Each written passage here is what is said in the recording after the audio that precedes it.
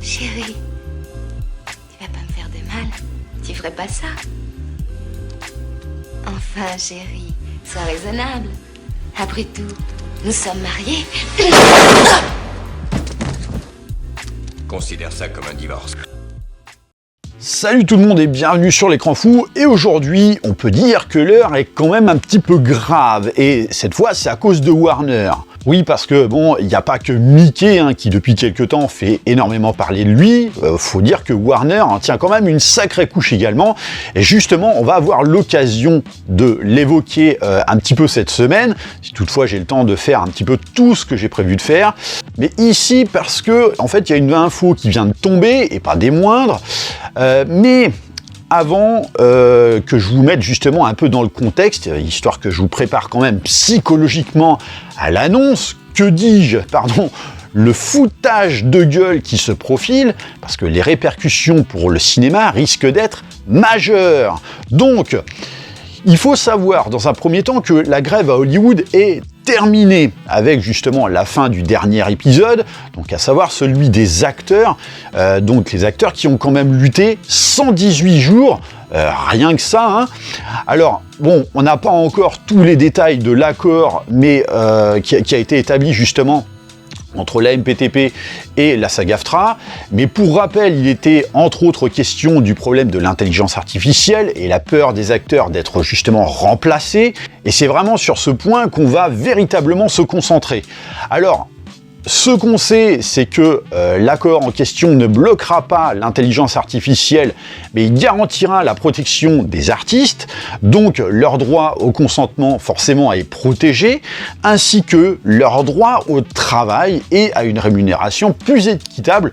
Donc ça, c'est selon les propos de Duncan Crabtree Ireland, donc qui fait partie des grands représentants de la SAG-AFTRA. Donc bon, vis-à-vis de l'IA, pour ce qui est du consentement dans le cadre justement de son utilisation, c'est tout à fait légitime. Mais là, ce qui va vraiment nous intéresser, c'est plus le propos lié au droit du travail. Et donc, concernant cette grève, il faut savoir évidemment que Warner faisait partie des studios ciblés par les piquets, donc qui étaient justement couverts par la MPTP, et que en l'occurrence donc David Zaslav, le PDG de Warner Bros Discovery, a fait l'objet quand même de pas mal de polémiques justement pour son son manque d'humanisme. De toute façon, c'était soit lui, soit Bob Iger pour Disney. Donc manque d'humanisme et de compassion à l'égard justement de ceux qui leur permettent de faire vivre leur entreprise. Et donc là où je voulais en venir, c'est que justement Warner vient d'annoncer la mise en chantier d'un film. Waouh, quel scoop! Oui mais non, pas n'importe quel film, vous pensez bien, puisqu'il sera question d'un film sur Édith Piaf. Et là, vous allez me dire, ouais mais on s'en fout, on en a déjà un, et là-dessus, vous avez raison. En plus, un bon film, n'en déplaise à ceux qui, justement, crachent sur Marion Cotillard. Moi-même, je suis pas un fan absolu de la madame, mais force est de reconnaître qu'elle était quand même extrêmement brillante dans le rôle de la môme. Mais bon, visiblement, les détentrices des droits d'auteur de la chanteuse ont à cœur de nous faire redécouvrir cette icône d'antan pour la nostalgie, pour l'héritage. Mais non, pas du tout pour l'appât du gain, n'est-ce pas? Allez, croyez-y un petit peu, mettez-y un petit peu du vôtre, quoi. Mais accrochez-vous, parce que le vice du truc, c'est pas ça. Non, c'est que en vérité, là où justement la grève s'était terminée avec cet espoir de protection des acteurs liés à l'intelligence artificielle et comme je le soulignais, au droit au travail, Warner fait ici un gros pied de nez à toute la profession en décidant d'user de l'intelligence artificielle pour l'interprétation de la chanteuse. Et oui, alors, faut savoir que l'intelligence artificielle, elle a déjà été utilisée pour recréer des personnages, ça on le sait, notamment de figuration, mais pour un résultat particulièrement dégueulasse. Oui, il est préférable de ne pas faire un arrêt sur image du travail en question, parce que ça fait un petit peu mal. Et là, on apprend justement qu'on reprendra l'image de la chanteuse via les archives pour les retravailler et en définir une itération numérique. Et donc, on nous dit, l'animation apportera une vision moderne de son histoire. Hein, donc, pourquoi, j'ai envie de dire, et pourquoi, en fait, est-ce que l'histoire de Piaf, justement, a besoin d'une vision moderne? Ça, j'en sais rien. Hein, surtout quand on sait qu'en plus, le film d'Olivier Dahan, il a quoi il est sorti en 2007, donc il a 16 ans. Donc, est-ce que des biopics comme Malcolm X ou encore Braveheart ont besoin d'être modernisé, parce que dans ce cas, on peut faire pareil avec, je sais pas moi, Serpico, Amadeus, et j'en passe. Pareil, on peut moderniser les visions de Scorsese sur les biopics qu'il a fait, comme par exemple Les Affranchis ou Raging Bull. Non mais, enfin voilà quoi. Est-ce qu'il y a véritablement besoin de moderniser ce qui n'a pas besoin de l'être ?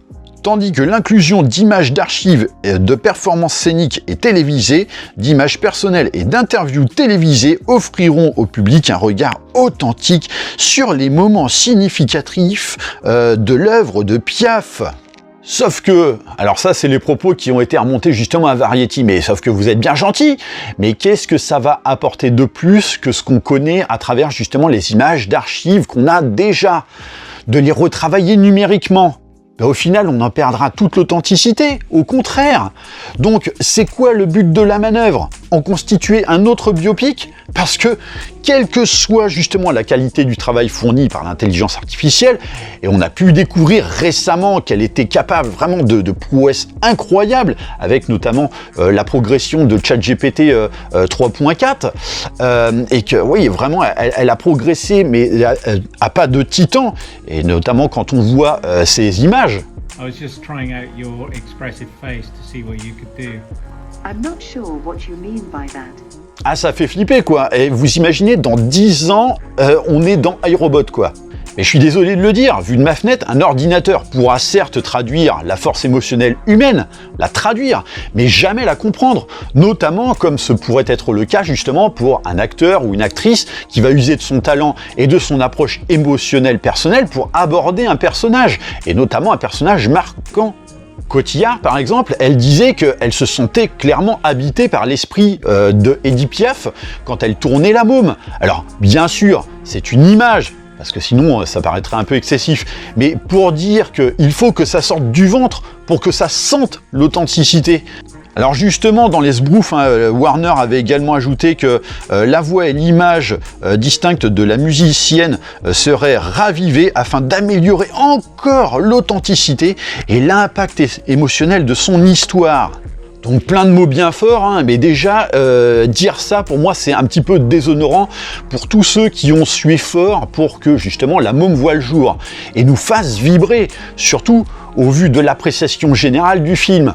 C'est déshonorant pour Marion Cotillard, pour Olivier Dahan, donc le réalisateur, pour tout le monde, pour tous ceux qui ont bossé dessus, que d'oser parler d'améliorer l'authenticité et l'impact émotionnel de son histoire en utilisant un putain de programme.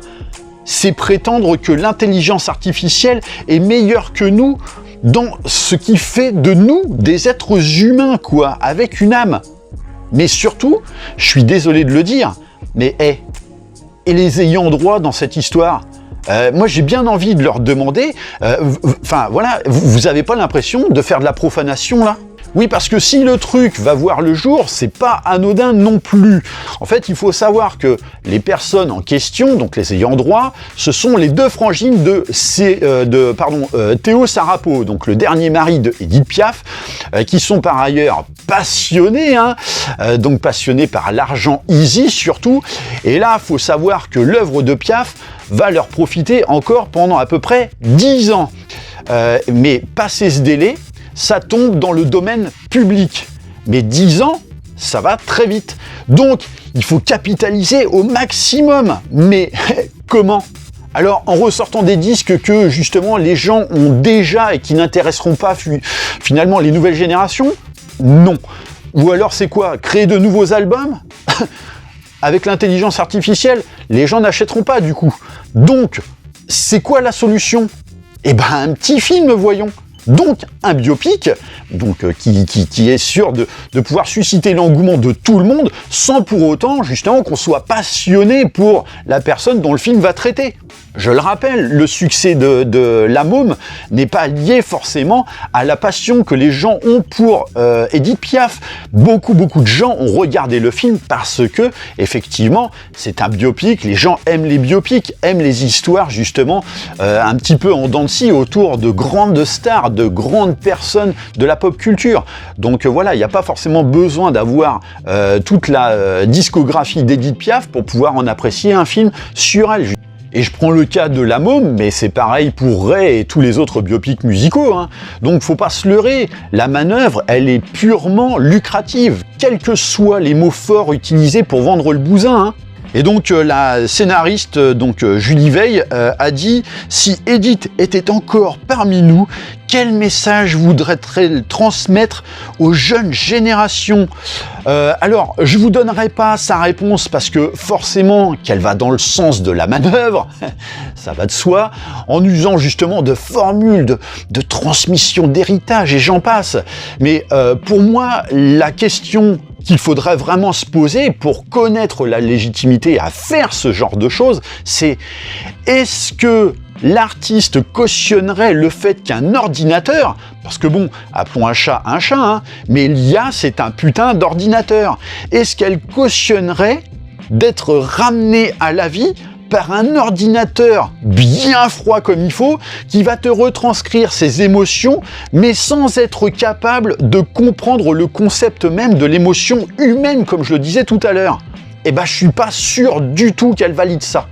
Au contraire, je pense plutôt, alors après je peux me tromper bien sûr, hein, mais que ce genre d'artiste préférerait qu'une vraie personne leur fasse honneur à travers une bonne interprétation, alors quand bien sûr, évidemment, c'est bien fait, ou alors qu'on ne touche pas du tout à leur image. Parce qu'au final, l'image, on peut lui faire dire n'importe quoi, avec l'IA notamment, et on l'a vu en masse ces derniers temps, mais surtout, moi, j'estime que c'est le risque de la boîte de Pandore, en fait. C'est qu'une fois que tu l'ouvres, après, c'est open bar pour faire de tout et n'importe quoi.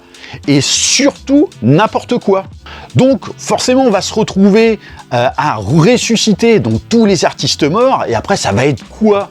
Leur créer justement des nouveaux albums, des nouveaux films, juste par pure nostalgie au détriment des artistes actuels qui se sont battus pour le droit du travail. Pour moi, c'est pas ça de faire justement en sorte que ces artistes soient immortels. Les rendre immortels, c'est de faire en sorte que leurs œuvres perdurent dans le temps à travers la transmission générationnelle, sans pour autant y retoucher. C'est ça l'héritage de leurs œuvres. Pas de leur redonner vie à travers justement quelque chose qui ne vit pas. L'intelligence artificielle, c'est pas la vie, ça simule la vie uniquement. Et en fait, pour dire, à une certaine époque, il était carrément question de faire un film de Bruce Lee via justement l'utilisation de l'intelligence artificielle. Et j'avoue qu'à l'époque, ça me faisait un petit peu vibrer cette idée de pouvoir revoir justement un film de Bruce Lee parce que, à mon sens, effectivement, il était parti un peu trop tôt. Et c'est pas Kylian Mbappé qui dirait le contraire, hein, de partir un peu trop tôt. Hein. Mais aujourd'hui, plus que jamais, on comprend finalement en quoi cette démarche est dangereuse. Parce que en plus, ça enlève finalement, comme je le disais tout à l'heure, l'authenticité de l'œuvre que ces artistes nous ont livrée avant de leur vivant. Je veux dire, si tu sors 5 films de Bruce Lee par intelligence artificielle et que le résultat en est foudroyant au point de s'y méprendre, ça veut dire que finalement, on est totalement remplaçable. Et là, c'est inquiétant, quoi. Alors ok, quand il s'agit par exemple de numériser par intelligence artificielle Peter Cushing pour l'intégrer en tant que Grand Moff Tarkin dans Rogue One, ou encore pour rajeunir des personnages, voire même faire en sorte de réintégrer le personnage de Brian dans les Fast and Furious parce que Paul Walker est décédé au mauvais moment. Là, ça a son utilité à partir du moment où, comme je le dis, ce sont des petites intégrations qui sont mineures mais nécessaires. Là, on parle de créer un personnage pour un personnage majeur, donc le personnage principal pour un film d'1h30 qui va retracer sa vie sur des années un créneau entre les années 20 et les années 60, sur 40 ans. Donc c'est pas la même limonade, et bien sûr c'est inquiétant pour la suite. Et là, avec ce biopic justement sur Édith Piaf, on est purement là-dedans.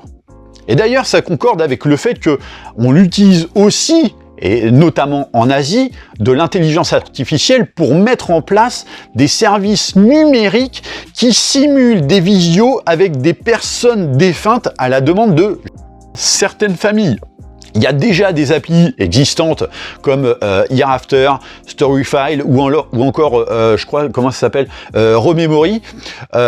Donc pour moi, c'est totalement toxique parce que l'intelligence artificielle va remplacer par l'approche sentimentale l'être qu'on a perdu, ce qui en réduit forcément l'impact émotionnel ou encore les souvenirs liés à cette personne. On est en plein là-dedans. Et donc, quand on l'applique également pour un film, on est exactement pareil. C'est utiliser l'image des défunts pour essayer de générer de l'émotion alors que cette personne n'est plus là, quoi. Laissez vivre les vraies images d'archives, n'en modifiez pas des choses. Ou alors, comme je le disais, faites-le interpréter par quelqu'un. Mais alors quand c'est comme ça, faites pas sur Edith Piaf. On a la môme, il est très bien. Quand juge du terme de profanation, c'est même pire au final parce que c'est du remplacement en vue de conditionner justement les gens à lier une approche émotionnelle avec un produit simulé, quoi. Et le fait que Warner, qui a quand même subi 6 mois de grève entre celle des scénaristes et des acteurs, et notamment à cause du sujet de l'intelligence artificielle, donc sujet quand même assez brûlant dans toute cette histoire, décide fièrement de se lancer sur un tel projet en usant de l'intelligence artificielle, c'est à mon sens le plus gros foutage de gueule du moment. Et alors, justement, comme je le disais tout à l'heure, les détenteurs des droits, mais zéro face, quoi. Surtout que bon, ils ont vu le résultat. Et alors voilà ce qu'ils en disent, hein, justement. Cela a été une expérience spéciale et touchante de pouvoir entendre à nouveau la voix d'Edith. La technologie nous a donné l'impression d'être de retour dans la pièce avec elle. L'animation est magnifique et à travers ce film, nous pourrons montrer le vrai côté d'Edith, sa personnalité joyeuse, son humour et son esprit inébranlable. Le vrai côté d'Edith. et vas-y que je te tacle une bonne fois pour toutes la môme, hein, mais directement à la gorge avec des crampons de 12. Y a pas plus fake que ce débit excessif de termes émotionnels. Et souvent, c'est pour masquer justement au mieux l'intention purement pécuniaire. Mais vous avez beau tenter de nous prendre pour des cons, on n'est pas dupes. Et d'ailleurs, on sait exactement comment le truc va être vendu. Ça va être avec un trailer plein de timelines du genre « Découvrez Edith comme vous ne l'avez jamais vu » ou encore « Vivez l'émotion authentique » et j'en passe. Et là, dites-vous qu'avec ce film, ce n'est que le début. Attendez de voir justement ce que ça va donner quand l'IA va progresser encore plus.